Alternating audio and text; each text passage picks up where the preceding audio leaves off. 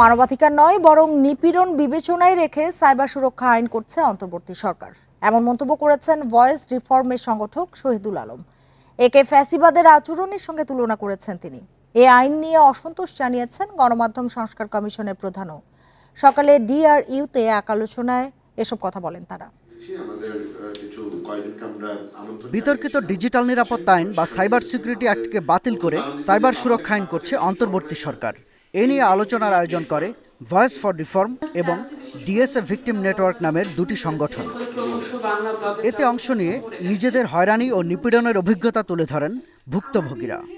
পরবর্তী প্রজন্মকে যে আমরা এই আইনটা বেঁধে দিচ্ছি, এই আইনটা একই জিনিস ধারাবাহিকভাবে বয়ে যাচ্ছে, তো এখানে আমাদের স্টপ করা উচিত আমার মনে হয়। আমরা মনে করি যে এই ধরনের আইনেরই দরকার নাই, আপনি প্রয়োজনে আপনার স্পেসিফিক যে ইস্যু ভিত্তিক আইনগুলো সেগুলোর পরিধি বাড়ান, সেগুলোকে আধুনিকায়ন করেন। সাইবার সুরক্ষা আইন নিয়ে অসন্তোষ জানিয়েছেন গণমাধ্যম সংস্কার কমিশনের প্রধান। এই আইন সরকার না নাগরিকের সুরক্ষায় করা হচ্ছে তা নিয়ে প্রশ্ন তোলেন তিনি। যারা রাইটস ডিফেন্ডার্স তারা এসে এমন একটা আইন যদি করেন যেটাতে রাইটস টেকেন অ্যাওয়ে হয়ে যাবে বা তার জন্য হ্যারাস্ট হবে, তাহলে সেটা তো খুবই দুর্ভাগ্যজনক, সেটা তো মেনে নেওয়া যাবে না। আমরা এই দাবিটা খুব জোরালোভাবে ওঠেনি, কিন্তু এই দাবিটা জোরালোভাবে ওঠা উচিত যে ডিজিটাল সিকিউরিটি অ্যাক্ট যেটা 7 দিনের মধ্যে বাতিল হবে বলেছিল, তারপর বহু 7 দিন চলে গেছে, এখনো কেন বাতিল হলো না। এ সময় আলোকচিত্রী শহীদুল আলম মন্তব্য করেন, নানা অপরাধে জড়িত আইনশৃঙ্খলা রক্ষাকারী বাহিনীর সদস্যদের ক্ষমতা বাড়াতে সাইবার সুরক্ষা আইন করা হচ্ছে। এখানে মানবাধিকারের লেন্স কিন্তু ব্যবহার করা হয়নি, জনগণের স্বার্থের লেন্স ব্যবহার করা হয়নি, নিপীড়ন কিভাবে করা যায় সেই লেন্স ব্যবহার করা হয়েছে। জনগণের দাবিতে এই সরকার এসছে, আমরা তো আশা করি তারা জনগণের লেন্স দিয়ে দেখবেন, এবং সেই জিনিস যদি যতক্ষণ না হয় সত্যিকার অর্থে পরিবর্তন হবে না। এখনো যদি ফ্যাসিবাদের লেন্স দিয়ে আমাদের দেখা হয়, সেই লেন্সের মাধ্যমেই যদি আইন তৈরি করা হয় এবং সেই লেন্সের মাধ্যমেই দেশ চলে, তাহলে সত্যিকার অর্থে আমরা স্বাধীন হইনি। আলোচকরা অভিযোগ করেন, টেলিফোনে আড়ি পাতার সংস্থা এনটিএমসি বাতিল না করে আরও শক্তিশালী করা হচ্ছে। শাহাদাত স্বপন, ইন্ডিপেন্ডেন্ট নিউজ, ঢাকা। অন্তর্বর্তী সরকার দ্রুত নির্বাচন দিতে চায়। নির্বাচনের রোড ম্যাপ প্রকাশ হলে কেটে যাবে রাজনৈতিক অস্থিরতা, বাড়বে বিনিয়োগ। রাজধানীতে ব্র্যান্ডিং বাংলাদেশ কনফারেন্সে কথা বলেন পররাষ্ট্র উপদেষ্টা তৌহিদ হোসেন।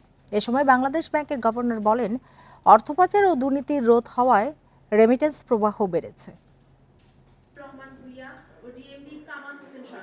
ব্র্যান্ডিং বাংলাদেশ সম্মেলনের আয়োজন করেছে সেন্টার ফর এনআরবি। এতে অংশ নেন পররাষ্ট্র উপদেষ্টা তৌহিদ হোসেন ও বাংলাদেশ ব্যাংকের গভর্নর আহসান এইচ মনসুর। অনুষ্ঠানে গভর্নর জানান, গত 5 মাসে রেমিটেন্স বেড়েছে $3 বিলিয়ন আর রপ্তানি আয় বেড়েছে $2.5 বিলিয়ন। 4 মাসের রিজার্ভ রয়েছে, তাই আতঙ্কিত হওয়ার কিছু নেই বলেও জানান তিনি। প্যানিক হওয়ার কিছু নাই। বাংলাদেশের ফরেন এক্সচেঞ্জ রিজার্ভ এখনো 4 মাসের উপর আছে। আমরা 7 দিন, 10 দিন, 15 দিন আমরা রাখতে পারবো। আমাদেরকে এগ্রিগেটরের কাছ থেকে না কিনলেও চলবে। ওই 10টা এগ্রিগেটরকে ব্যান করে দিলেও আমাদের কিছু আসে যায় না। There are hundreds of others who can transfer money. এ সময় উঠে আসে নির্বাচন প্রসঙ্গ। পররাষ্ট্র উপদেষ্টা জানান, দ্রুতই দেওয়া হবে নির্বাচনী রোডম্যাপ। তখন রাজনৈতিক অস্থিরতা কেটে যাবে, সেই সঙ্গে বাড়বে বিনিয়োগও।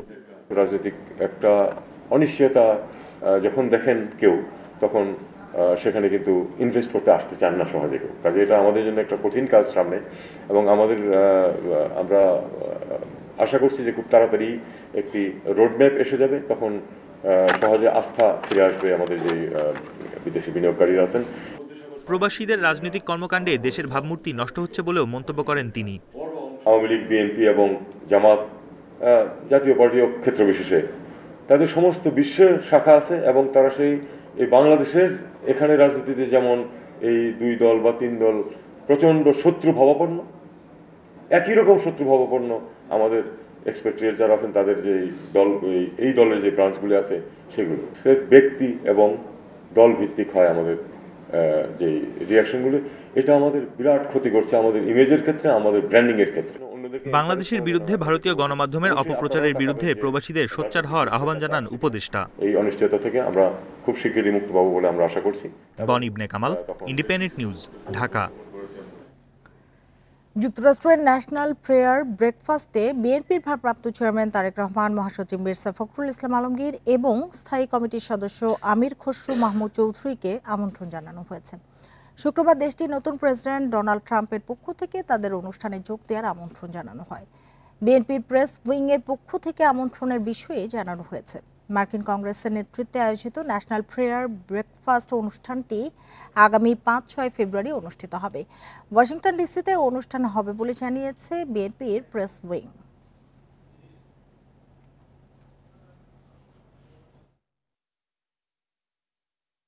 বাংলাদেশ জাতীয়তাবাদী দল অবশ্যই এই সাউথ এশিয়াতে অত্যন্ত গুরুত্বপূর্ণ একটি রাজনৈতিক দল। সেই হিসেবে ওনারা আমাদের ভারপ্রাপ্ত চেয়ারম্যান জনাব তারেক রহমান সাহেব, মাননীয় মহাসচিব এবং আমাদের স্থায়ী কমিটির সদস্য আমির খসরু মাহমুদ চৌধুরীকে ইনভাইট করেছেন। দুই দেশের সম্পর্ক আরো বেশি শক্তিশালী করবে। জাতীয় ঐক্যে ফাটল ধরানোর চেষ্টা সফল হবে না বলে মন্তব্য করেছেন বিএনপির মহাসচিব মির্জা ফখরুল ইসলাম আলমগীর। শনিবার রাজধানীর সোহরাওয়ার্দী উদ্যানে এবি পার্টির প্রথম কাউন্সিলে এ মন্তব্য করেন তিনি। এ সময় অর্থনৈতিক অবস্থা ও রাজনৈতিক পরিস্থিতি উন্নয়নের উপর জোর দেন মির্জা ফখরুল।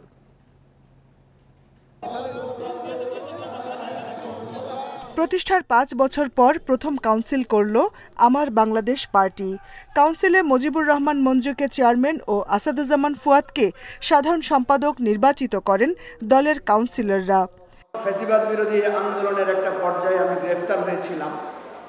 এবি পার্টির কাউন্সিলে যোগ দেন বিভিন্ন রাজনৈতিক দলের নেতারা। এ সময় তারা বিভিন্ন পণ্য ও সেবার উপর ভ্যাট বাড়ানো সহ অন্তর্বর্তী সরকারের বেশ কিছু কাজের সমালোচনা করেন। এত বড় সংকটের মধ্যে একটা সরকারি নির্দেশে যারা 100টা পণ্যের উপরে হঠাৎ করেই ট্যাক্স দিতে পারে, ভ্যাট দিতে পারে, তারা খুবই থিওরি দিয়ে চলে।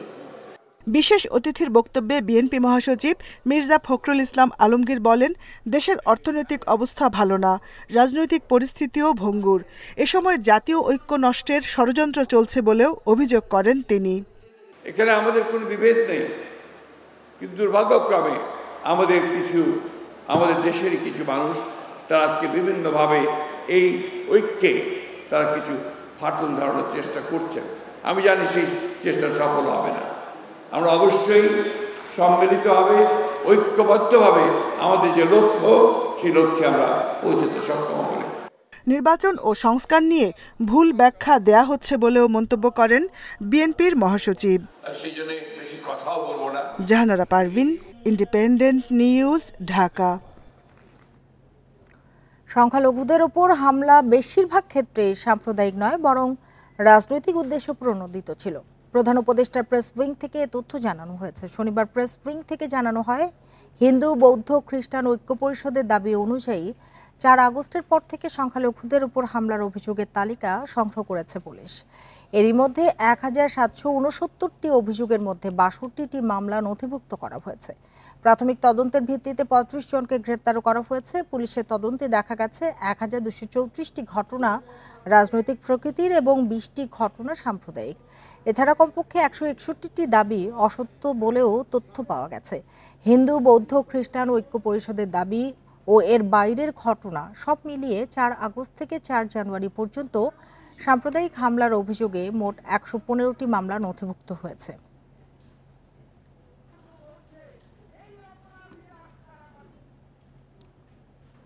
কারোর সাথে আলোচনা না করেই পণ্যের ওপর কর এবং ভ্যাট আরোপ করেছে সরকার। এটি মূল্যস্ফীতিকে উস্কে দেবে। এতে সাধারণ মানুষ আরও চাপে পড়বে বলে জানিয়েছেন ডিসিসিআই সভাপতি। এমন সময়ে গ্যাসের দাম বাড়ালে সংকট আরও বাড়বে। এসব সিদ্ধান্ত অর্থনীতির জন্য আত্মঘাতী বলে মনে করে ঢাকা চেম্বার। ফল, রেস্তোরাঁর খাবার, ইন্টারনেট সহ 100টির বেশি পণ্যের মূল্য ও সেবার উপর ভ্যাট এবং সম্পূরক শুল্ক বাড়িয়েছে সরকার। এতে সব ব্যবসায়ীরা পণ্যের দাম বাড়িয়ে দিবে, যার প্রভাব এখন থেকেই ভোক্তার উপর পড়তে শুরু করেছে বলে জানিয়েছেন ডিসিসিআই সভাপতি। শনিবার মতিঝিলে এক সংবাদ সম্মেলনে ডিসিসিআই সভাপতি আরও বলেন, স্টেক হোল্ডারদের সাথে আলোচনা না করেই কর আরোপ করা হয়েছে, ফলে মূল্যস্ফীতিতে এর নেতিবাচক প্রভাব পড়বে বলে মনে করেন তিনি। স্টেক হোল্ডারদের সাথে আলাপ না করে আপনি একদিক দিয়ে ইন্টারেস্ট রেট বেরিয়ে গেছে, আপনাদের মানি মার্কেটে ক্রাইসিস, ব্যাংকিং সেক্টরে আমাদের একটা হিউজ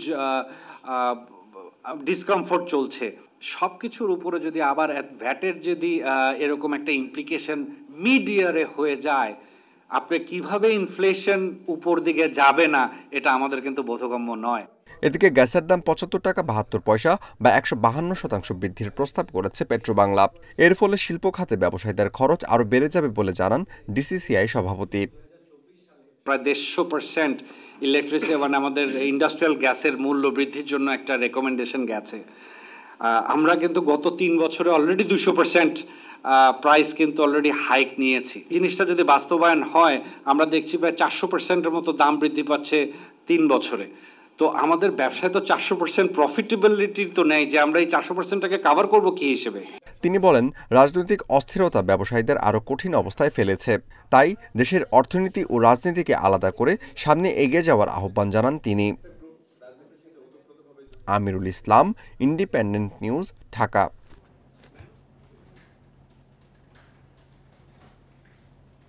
টিসিবি ট্রাক সেল কর্মসূচি বন্ধ এবং শতাধিক পণ্য ও সেবার শুল্ক বৃদ্ধির সিদ্ধান্তের নিন্দা জানিয়েছে জাতীয় নাগরিক কমিটি ও নাগরিক ঐক্য। রাজধানীতে প্রতিবাদে মানববন্ধন ও সংবাদ সম্মেলন করে এ নিন্দা জানায় তারা। এসব কর্মসূচিতে শুল্ক বৃদ্ধির অধ্যাদেশ প্রত্যাহার এবং টিসিবি ট্রাক সেল কর্মসূচি চালুর দাবি জানানো হয়। সম্প্রতি সব ধরনের নিত্যপণ্যের দাম বাড়লেও সেই তুলনায় আয় বাড়েনি মানুষের।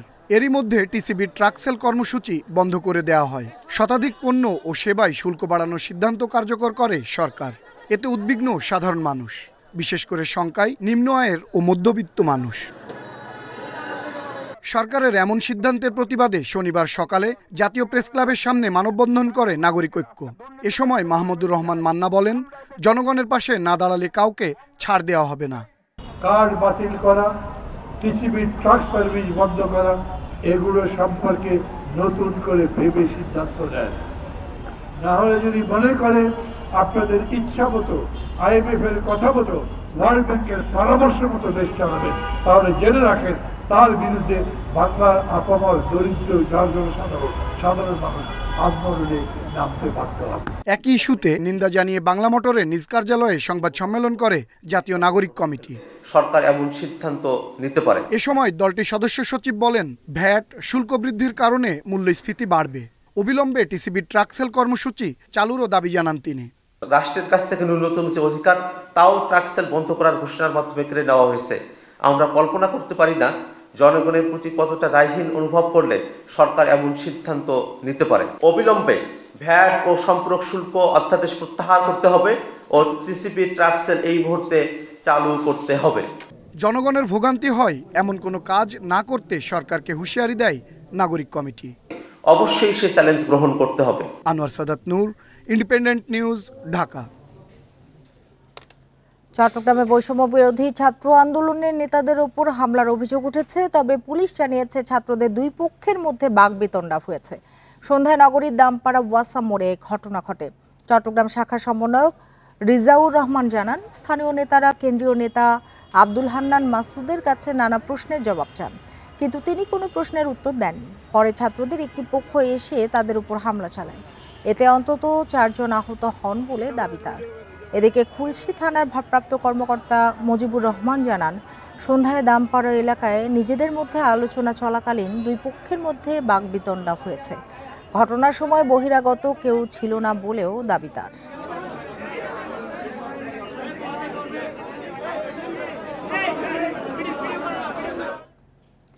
রাজধানীর এলিফ্যান্ট রোডে মাল্টিপ্লান সেন্টারের সামনে হামলার ঘটনায় মানববন্ধন করেছে মালিক সমিতির সদস্যরা। বেলা 2:30টার দিকে এ মানববন্ধনে তারা উদ্বেগ ও নিন্দা জানান।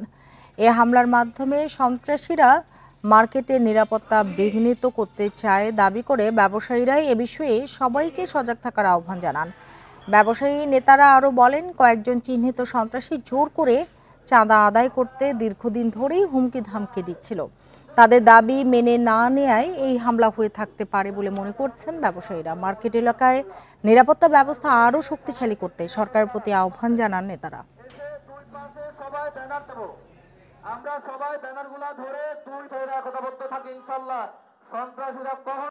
আমাদের দুজন ব্যবসায়ীর উপর কিছু সন্ত্রাসী খুব ধারালো অস্ত্র দিয়ে আঘাত করেছে। একজন হচ্ছে ওয়াহিদুল হাসান দীপু, আর একজন হচ্ছে যে এহতেশামুল হক। প্রত্যেকটাই মাংকি ক্যাপ আছে না, মাংকি ক্যাপ পরা, চেনার উপায় নেই। পূর্ববিরোধীর জেরে চট্টগ্রাম ইপিজেডে দুটি পোশাক কারখানা শ্রমিকদের মধ্যে সংঘর্ষে আহত হয়েছে শতাধিক। পরিস্থিতি নিয়ন্ত্রণে কারখানা দুটি 3 দিনের জন্য বন্ধ ঘোষণা করা হয়েছে। ইপিজেডের সার্বিক পরিবেশ স্বাভাবিক রাখতে মোতায়েন রয়েছে যৌথ বাহিনীর সদস্যরা।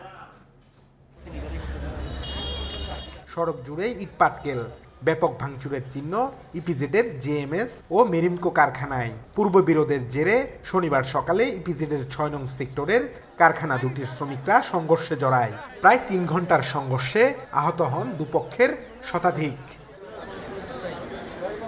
শ্রমিকরা জানান, বিভিন্ন দাবিতে বুধবার ইপিজেড এলাকার একটি ফটক আটকে বিক্ষোভ করেন জেএমএস পোশাক কারখানার শ্রমিকরা।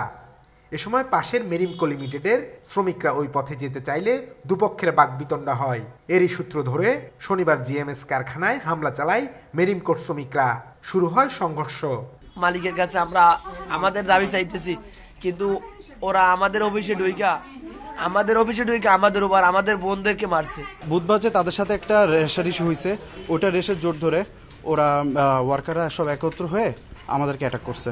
ওরা ব্যবসাকে আটকাই দিয়েছে, আমাদের সঙ্গে আন্দোলন করতে হবে। আমরা বলছি না, তোমাদের আন্দোলন তোমরা করো, আমাদের আন্দোলন আমরা করো, হয়ে গেছে, সমাপ্ত হয়ে গেছে, আমরা যেতে দাও। সংঘাত নিয়ন্ত্রণে ঘটনাস্থলে যান যৌথ বাহিনীর সদস্যরা। পরিস্থিতি বিবেচনায় মঙ্গলবার পর্যন্ত ছুটি দেয়া হয় কারখানা দুটি। দুটো গার্মেন্টস 3 দিনের ছুটি ঘোষণা করেছে।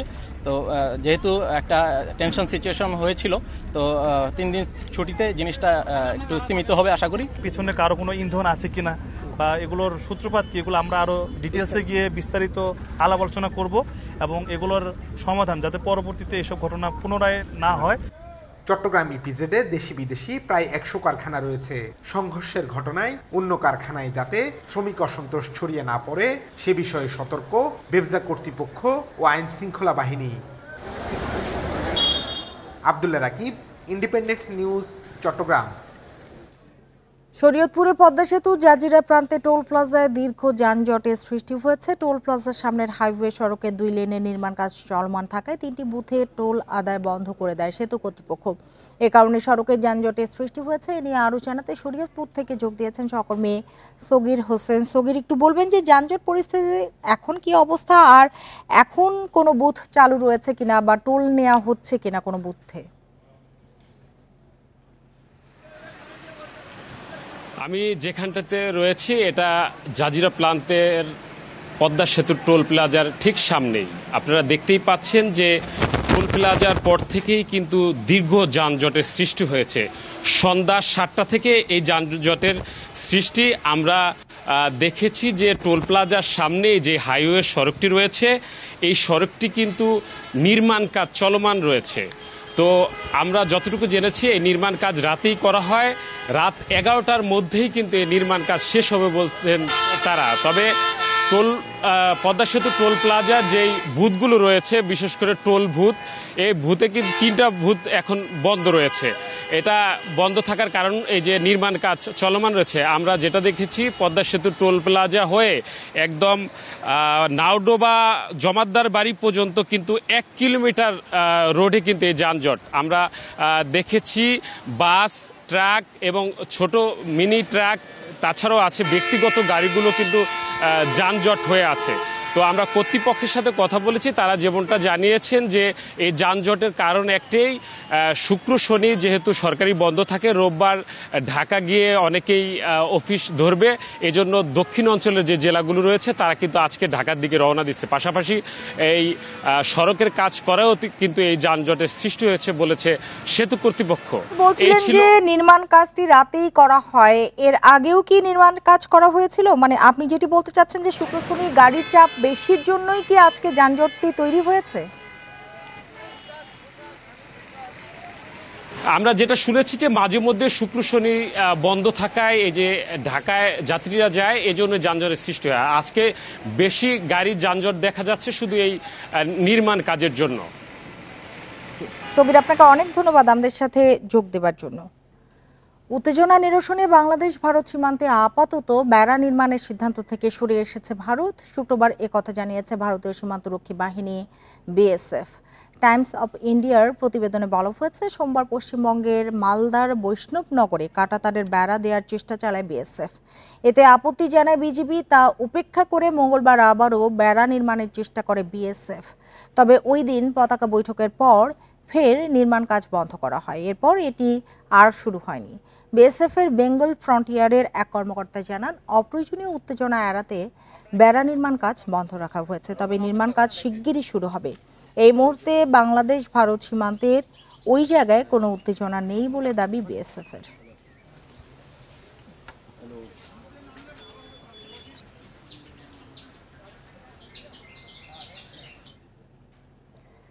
এ নিয়ে আরো জানাতে পশ্চিমবঙ্গ থেকে আমাদের সাথে যোগ দিয়েছেন সহকর্মী দেবপ্রসাদ অধিকারী।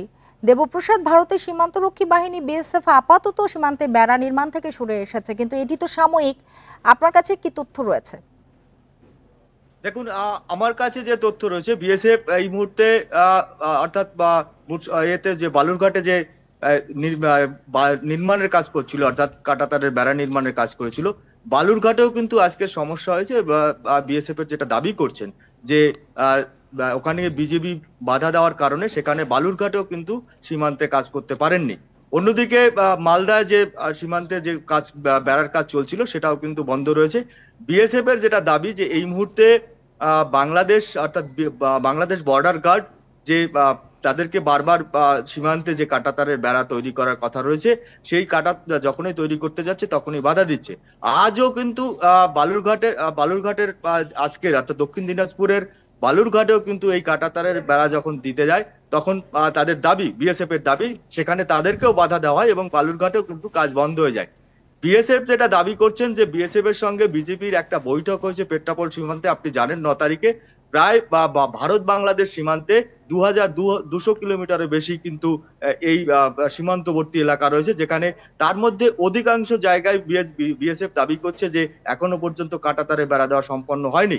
তো বিএসএফ এর যেটা এই মুহূর্তে দাবি, অর্থাৎ তারা যেটা বলতে চাইছেন যে বিজিবি অর্থাৎ বাংলাদেশ বর্ডার সিকিউরিটি ফোর্স যারা রয়েছেন তাদের বাধা দেওয়ার কারণেই তারা এই যে সীমান্তে কাঁটাতারের যে বেড়া দেওয়ার কাজ সেটা সম্পন্ন করতে পারছে না।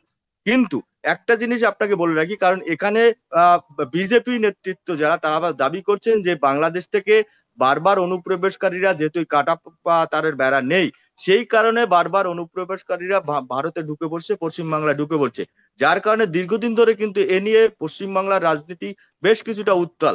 এবং সেখানে একটু ছোট করে জানতে চাই, বিএসএফ দাবি করছে যে সীমান্তে কোনো উত্তেজনা নেই, আসলে কি তাই কিনা? দেখুন, সীমান্তে উত্তেজনা বলতে মালদায় যে ঘটনা ছিল, মালদার যেখানে কাঁটাতারে বেড়া দিচ্ছিল সেখানে বিএসএফ দাবি করছেন যে এই মুহূর্তে কোনো উত্তেজনা নেই, কিন্তু আপাতত তারা সাময়িকভাবে কাজ বন্ধ রেখেছেন। অন্যদিকে দিনাজপুরের দক্ষিণ দিনাজপুরের যে বালুরঘাটে যে কাজ শুরু হয়েছিল সেখানেও কিন্তু আপাতত বন্ধ রয়েছে, তারা দাবি করছেন বিএসএফ। কারণ হচ্ছে সেখানেও border guard, Bangladesh border guard সেখানেও বাধা দিয়েছেন বলে সেখানেও কাজ বন্ধ রয়েছে। কিন্তু বালুরঘাটেও কিন্তু এই মুহূর্তে বিএসএফ দাবি করছে যেহেতু আপাতত বেড়া নির্মাণ হচ্ছে না তাই সীমান্তেও আসলে উত্তেজনা নেই। দেবপ্রসাদ, আপনাকে অনেক ধন্যবাদ আমাদের সাথে যোগ দেওয়ার জন্য। এতক্ষণ সাথে থাকার জন্য ধন্যবাদ সবাই।